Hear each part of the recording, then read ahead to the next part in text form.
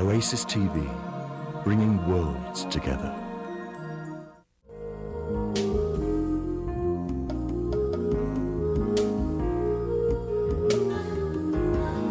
And culturally and environmentally, we are inundated every single day on television, in the newspaper, on radio, in our conversations with each other, that success is so important. I was having a conversation with this wonderful mom, who's the mom of one of my children's classmates, and the dad's he's a pediatric anesthesiologist.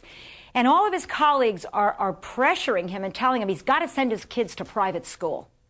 That his kids aren't going to be successful, they're not going to be the best if they don't go to private school. So now they've got 4 kids, and they're killing themselves trying to get their kids into the academy, which is the place to go.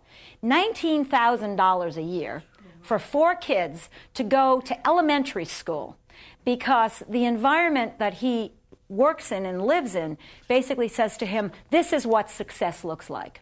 So we have to bear this in mind. We live in a culture that has very specific ideas of success. Now, we do have very solid data that millions of Americans are not leading what we consider to be overall successful lives. Now, here is just a few of the statistics that are furnished by the Mental Health Association.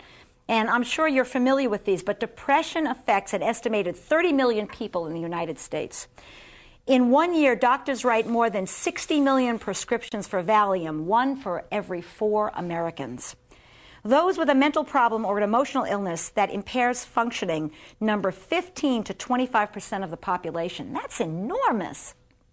1 out of 10 children today are born out of wedlock without benefit of 2 parents. Nearly 1/2 of the marriages now today end in divorce.